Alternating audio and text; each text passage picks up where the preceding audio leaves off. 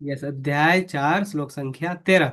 हम लोग देखेंगे प्रकृति के 3 गुणों और उनमें संबंध कर्म के अनुसार मेरे द्वारा मानव समाज के 4 विभाग रचे गए हैं। यद्यपि मैं इस व्यवस्था का स्पष्टता हूँ, किंतु तुम यह जान लो कि मैं इतने पर भी व्यय अकर्ता हूँ। इसमें हम लोग देखे थे क्या कि बोले कि भगवान 4 वर्ण में डिवाइड किया गया है सबको, ब्राह्मण क्षत्रिय वैश्य और शुद्ध। ब्राह्मण को क्या देखा, जो सतोगुणी में रहता है, जो एकदम हाई लेवल का, जिसमें गुण होता है, बढ़िया गुण, उसको ब्राह्मण में रखा गया। उसके बाद जो थोड़ा सा कम होता है, रजोगुण। रजोगुण होता है क्या, क्षत्रिय लोग में, जो मैनेजमेंट का काम को देखता है, आर्मी वाला। और फिर एक होता है वैश्य, जो रजो और तमो से मिक्स होता है लास्ट में। श्रमिक वर्ग होता है, जिसको बोलते हैं तमोगुणी से ही रहता है, जो शूद्र बोला गया। फिर यहाँ पे बता रहा है कि लेकिन जो कृष्ण भावनावित व्यक्ति है, वो बोलता है उसको ब्राह्मण से भी श्रेष्ठ माना गया है। क्यों? क्योंकि जो कृष्ण भावनावित, कृष्ण भावनावित का मतलब क्या, तो जो 24/7 भगवान का चिंतन कर सकता है, कुछ ना कुछ हर चीज में भगवान का चिंतन करता है, वो क्या है, कृष्ण भावनावित व्यक्ति। फिर वो ब्राह्मण से भी बढ़ के। और ये कौन हो सकता है, कृष्ण भावना रहित व्यक्ति, उसी को बोला गया है वैष्णव। और वैष्णव कोई भी हो सकता है, एक चांडाल भी। चांडाल का मतलब जो बाद में बताएंगे। यद्यपि गुण, चांडाल ऐसे ही मुस्लिम को बोला जाता है, मुस्लिम वर्ग को। लेकिन अभी तो क्या बोलेंगे, खान पान के हिसाब से बोला जाता है। जो कुत्ता का मांस खाता है, उसको भी बोला गया है अलग अलग जगह। यद्यपि गुण के अनुसार ब्राह्मण को ब्रह्म या परम सत्य के विषय में ज्ञान होना चाहिए। और बोल रहा है जो ब्राह्मण है, उसको ब्रह्म का ज्ञान होना चाहिए। तो अभी का ब्राह्मण में पता नहीं कितना ज्ञान है नहीं, और परम सत्य के विषय में ज्ञान होना चाहिए। किंतु उनमें से अधिकांश भगवान कृष्ण के निर्विशेष ब्रह्म स्वरूप को ही प्राप्त कर पाते हैं। किंतु जो मनुष्य ब्राह्मण के सीमित ज्ञान को लांघकर भगवान कृष्ण के ज्ञान तक पहुंच जाता है, वही कृष्ण भावनामृत तो बोलता है। लेकिन कौन जो सीमित ज्ञान है, उसको आगे बढ़ के करते हैं, वो है कृष्ण भावनामृत होता है, अर्थात वो ही वैष्णव कहलाते हैं। कृष्ण भावनामृत में कृष्ण के विभिन्न अंशों यथा राम, नरसिंह, वरा आदि का ज्ञान सम्मिलित है। भगवान कृष्ण का मतलब भगवान को जो अवतार है, सारा अवतार ही इंक्लूडिंग आता है, उसको भी हम लोग वैष्णव बोलते हैं। और जिस तरह कृष्ण मानव समाज की इस चतुर्वर्ण प्रणाली से परे हैं, उसी तरह कृष्ण भावनावित व्यक्ति इस चतुर्वर्ण प्रणाली से परे होते हैं। जैसे भगवान क्या होता है, इस चतुर्वर्ण में नहीं आते हैं, उस तरह लेकिन भगवान को जो भक्त है, वो भी ये चतुर्वर्ण में नहीं आता है। चाहे हम इस जाति का विभाजन, चाहे राष्ट्र अथवा संप्रदाय का, तो जो एक बार भगवान का शरण में आ जाता है, वो एक अलग, एकदम अलग है, सब सबसे डिफरेंसेस डिफर। नेक्स्ट है श्लोक संख्या 14। इसमें क्या बोल रहे हैं भगवान, मुझ पर किसी कर्म का प्रभाव नहीं पड़ता है ना अनुज। एक तुम प्रश्न पूछा था ना कुछ दिन पहले, तो यहाँ पे भगवान बोल रहे हैं मुझ पर किसी कर्म का प्रभाव नहीं पड़ता, ना ही मैं कर्म फल की कामना करता हूँ। और जो मेरे संबंध में इस सत्य को जानता है, वह भी कर्म के फल के पासे में नहीं बनता।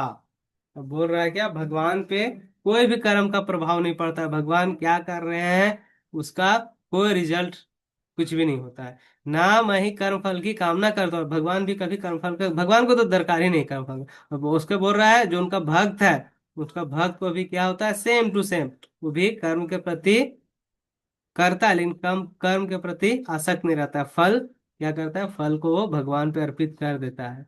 बोल रहा है जो ये जान लेता है, वो फल के चक्कर में नहीं, फल का मतलब पाप और पुण्य के पासे में वो नहीं बनता। तात्पर्य प्रभुपाद जी के द्वारा, जिस प्रकार इस भौतिक जगत में संविधान के नियम है, जो यह बताते हैं कि राजा ना तो दंडनीय है, ना ही किसी राज नियमों के अधीन रहता है, उसी तरह यद्यपि भगवान इस भौतिक जगत के स्पष्टता है, किंतु स्पष्टता है, वे भौतिक जगत के कार्यों से प्रभावित नहीं होते।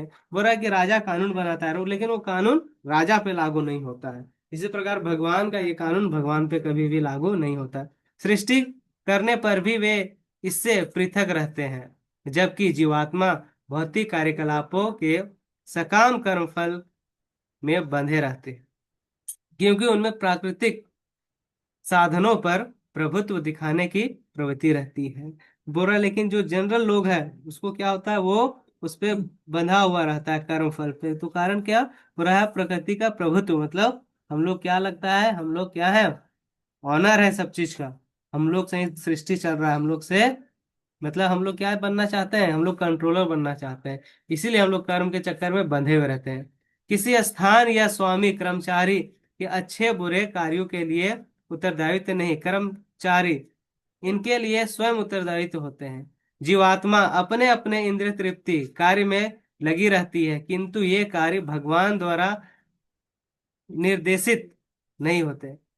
इंद्रिय तृप्ति की उत्तरोक्त उन्नति के लिए जीवात्मा इस संसार के कर्म में प्रवृत्त है और मृत्यु के बाद स्वर्ग सुख की कामना करते रहते हैं। स्वयं में पूर्ण होने के कारण भगवान को तथाकथित स्वर्ग सुख का कोई आकर्षण नहीं रहता। स्वर्ग के देवता उनके द्वारा नियुक्ति सेवक हैं। स्वामी कभी भी कर्मचारियों का सा निम्न स्तर सुख नहीं चाहते। वे भौतिक क्रिया प्रतिक्रिया से पृथक रहते हैं। उदाहरणतः पृथ्वी पर उगने वाली विभिन्न वनस्पतियों के उगने के लिए वर्षा उत्तरदायित्व नहीं है, यद्यपि वर्षा के बिना वनस्पतियां नहीं उग सकती। ठीक है, वैदिक स्मृति से इस तथ्य की पुष्टि इस प्रकार होती है। क्या बोल रहा है, बोल रहा है क्या, कि हम लोग जो भी अपना कर्म है खुद के हम लोग मालिक हैं। हम लोग जैसा करते हैं उसका हम लोग को रिजल्ट मिलता है। जो बढ़िया काम करेगा उसको बढ़िया रिजल्ट मिलेगा, जो खराब करेगा उसको खराब मिलेगा। और लास्ट में बोल रहा है कि वो भौतिक क्रिया प्रतिक्रिया से पृथक रहते हैं। भगवान को ये कार्यकलाप से मतलब नहीं है। उदाहरणतः पृथ्वी पर उगने वाली विभिन्न वनस्पतियों के उगने के लिए वर्षा उत्तरदायित्व नहीं है, यद्यपि वर्षा के बिना वनस्पति नहीं उग सकते। जैसे पेड़ पौधा है, पेड़ पौधा के कारण बारिश नहीं होता, बारिश के कारण पेड़ पौधा होता है। इसके बारे में वैदिक इसके बारे में भौतिक सृष्टि के लिए भगवान ही परम कारण है। बोल रहे भौतिक भी जो हमारा संसार है भगवान ही कारण है। प्रकृति तो केवल निमित्त कारण है। प्रकृति बोल रहा है बस निमित्त, हम लोग बोलते हैं सारा कुछ प्रकृति, प्रकृति नहीं, सारा चीज भगवान पे डिपेंड करता है, जिससे विराट जगत दृष्टिगोचर होता है। प्राणियों की अनेक जातियां होती है, यथा देवता मनुष्य तथा निम्न पशु, और ये सब पूर्व शुभाशुभ कर्मों के फल भोगने को बाध्य हैं। तो बोल रहा बहुत अलग अलग कोटि के देवी देवता है, मनुष्य का भी बहुत सारा, हम लोग इसे 84 लाख योनि देखते हैं, उसमें से 4 लाख प्रकार का मनुष्य है। आगे बताएंगे, भगवान उन्हीं ऐसे कर्म करने के लिए केवल समुचित सुविधाएं तथा प्रकृति के गुणों के नियम सुलभ कराते हैं, किंतु वे उनके किसी भूत तथा वर्तमान कर्मों के लिए उत्तरदायित्व नहीं होते हैं। वेदांत सूत्र में दिया गया, इसको पुष्टि हुआ है। क्या बोल रहे हैं कि भगवान किसी भी जीव के प्रति पक्षपात नहीं करते। भगवान किसी से क्या बैरी नहीं करते हैं, भगवान पक्षपात भी नहीं करते हैं। जो जैसा करेगा उसका वही रिजल्ट मिलेगा। जीवात्मा अपने कर्मों के लिए स्वयं उत्तरदायित्व है, और हम लोग का जो जैसा सिचुएशन है हमारा खुद के कारण है। भगवान उसी प्रकृति अर्थात बहिरंगा शक्ति, मतलब जो प्राकृतिक संसार है, उसी को बोला गया बहिरंगा शक्ति के माध्यम से केवल सुविधा प्रदान करने वाले हैं। भगवान सबको सुविधा सबको दे, भगवान सबके लिए बारिश करवाते हैं, सबके लिए खाना का अरेंजमेंट है, लेकिन जो जैसा लोग रहेगा उसको वो चीज मिलता है कर्म के संग। जो व्यक्ति इस कर्म नियम की सारी बारीकियों से भली भांति अवगत होते हैं, वह अपने कर्मों के फल से प्रभावित नहीं होते। दूसरे शब्दों में, जो व्यक्ति भगवान के इस दिव्य स्वभाव से परिचित होते हैं वह कृष्ण भावनामृत में अनुभवी होता है।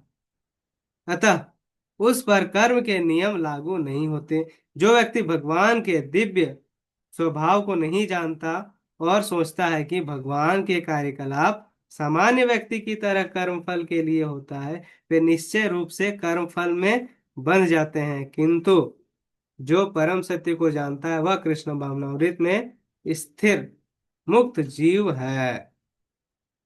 यहाँ पे भगवान क्या बताना चाह रहे हैं, बोल रहे हैं कि भगवान तो पहले, भगवान के लिए कोई कर्म बंधन नहीं। जैसे कोई भगवान को गाली दे, भगवान को उल्टा सीधा बोले तो भगवान को उसमें से कुछ भी फर्क नहीं पड़ने वाला। भगवान को गुस्सा भी नहीं आएगा, बुरा भी नहीं लगेगा। हाँ, लेकिन हम लोग ये पाप है, ये हम लोग नहीं कर सकते हैं। और जैसे कोई हम लोग बोल दिए भगवान मेरा बेटा, छोड़ो इसे एग्जाम्पल नहीं देंगे। कुछ दिन पहले एक अनुज हमसे एक प्रश्न किया हुआ था कि उनको ये कोई श्राप देगा तो लगेगा, तो भगवान को श्राप नहीं लगेगा। तो ये कौन सा बता रहा है? ये श्लोक संख्या हमको 14 बता रहा है, 14। यस अनुज, क्लियर है? और साथ में बोल रहा है क्या? आवाज जा रहा है ना?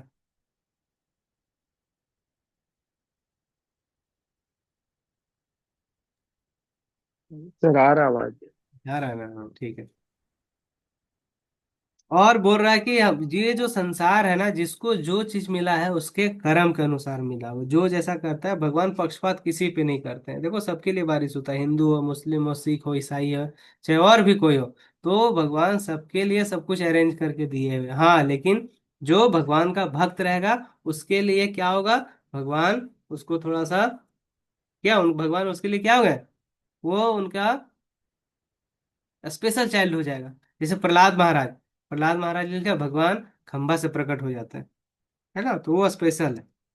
लेकिन भगवान भेदभाव किसी को, सबको सेम रिसोर्स मिला हुआ है। अब जो रिसोर्स को जैसा उपयोग करेगा उसके अनुसार उसको फिर कर्म का बंधन में पड़ेगा। अच्छा कर्म करेगा तो अच्छा, खराब कर्म करेगा तो खराब। ठीक है, क्लियर है ये श्लोक? Yes sir. चलो नेक्स्ट श्लोक है हमारा 15। प्राचीन काल में समस्त मुक्त आत्माओं ने मेरी दिव्य प्रकृति को ज, जान करके ही कर्म किया। अतः तुम्हें चाहिए कि उनके पद चिन्हों का अनुसरण करते हुए अपनी कर्तव्य का पालन करो। तात्पर्य प्रभुपाद जी के द्वारा। ये है इसका लास्ट श्लोक। मनुष्यों की दो श्रेणियां हैं। कुछ के मनों में दूषित विचार भरे रहते हैं और कुछ भौतिक दृष्टि से स्वतंत्र होते हैं। एक बोल रहा है क्या, जिसका एकदम माइंड जो कचड़ा भरा हुआ है, और एक कचड़ा से बाहर है।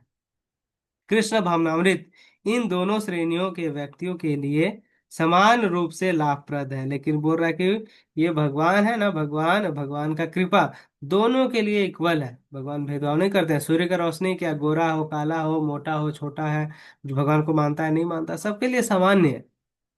जिनके मनों में दूषित विचार भरे हैं उन्हें चाहिए कि भक्ति के अनुष्ठानों का पालन करते हुए क्रमिक शुद्धिकरण के लिए कृष्ण भावनामृत को ग्रहण करें। और लेकिन किसी का अगर माइंड थोड़ा बहुत पॉल्यूटेड है तो क्या करो, भगवान का भक्ति कर करके वो अपने ठीक कर सकता है। और जिसके मन पहले से ही ऐसे अशुद्धियों से स्वच्छ है, और जिसका पहले से मन स्वच्छ है, वे उसी कृष्ण भावनामृत में अग्रसर होते रहें, जिससे अन्य लोग उसके आदर्श कार्य का अनुसरण कर सकें और लाभ उठा सकें। और हम लोग क्या, हम लोग का थोड़ा बहुत हम लोग शुद्धिकरण है हम लोग को, तभी तो भगवान का नाम पा रहे हैं, भगवान का बारे में पढ़ रहे हैं, भगवद गीता पढ़ रहे हैं। तो हम लोग को और अच्छे से करना चाहिए, ताकि हम लोग भी आदर्श बन सकें और हम लोग को भी लोग फॉलो कर सकें।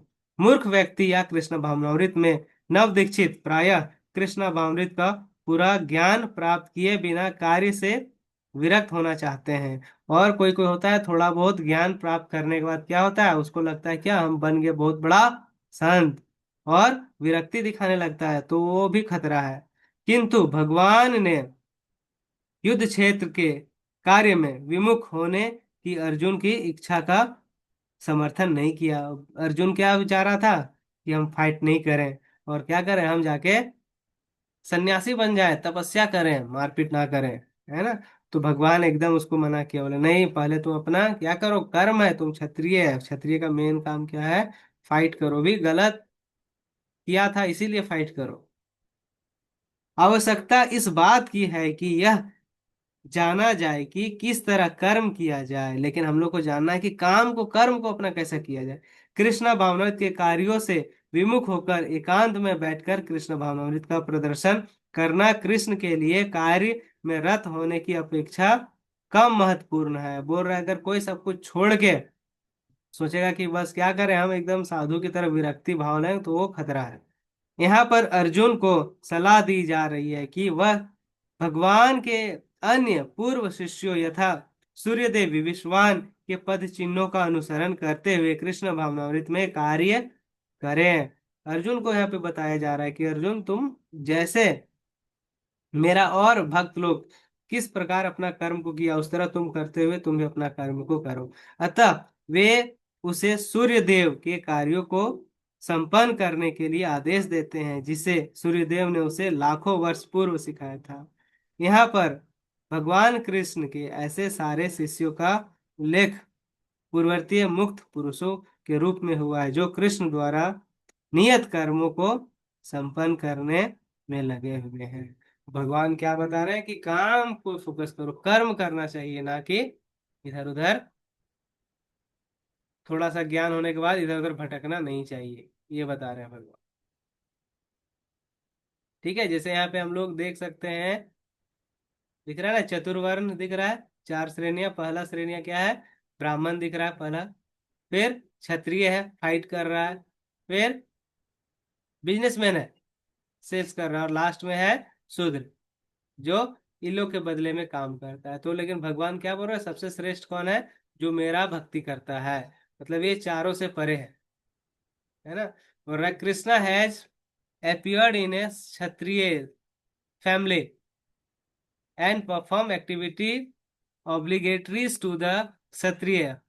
How to understand his activity. अब भगवान क्या होता है, भगवान कहाँ पे जन्म लेते हैं? एक वैश्य के घर में लेते हैं ना, ग्वाला बन के। Yes sir. Krishna will further explain how he is non doers and the result of thoroughly understanding this. उसका 14 बताया Krishna work doesn't affect him. भगवान को कोई काम पे फर्क, क्योंकि भगवान इस जगत का है ही नहीं, तो इसके लिए भगवान को कोई नियम कानून कुछ भी नहीं है। जिस प्रकार एक राजा का नियम बनाते हैं, बस राजा वो नियम से बनता नहीं है। और फिर हम लोग 15 में क्या पढ़े? By understanding this about me all the liberated soul in ancient time did their work without desire. और बोल रहा है क्या? हमसे पूर्व, हमसे पूर्व नहीं, sorry, all the liberated soul in ancient time, पहले के समय में क्या हुआ? सब लिबरेटेड सोल कैसे हुआ? तो अपना काम को किया, काम मतलब अपना कर्म को किया, कैसे? मेरे में सब कुछ लग के, मतलब कृष्ण भावनित होके ही मेरे पास वो लोग वापस आ पाए, उस लोग का सोल क्या हुआ? लिबरेटेड हो पाया, नहीं तो मुश्किल था। ठीक है, कल हम लोग पढ़ेंगे understanding karma on the platform of जनना। फिर हम लोग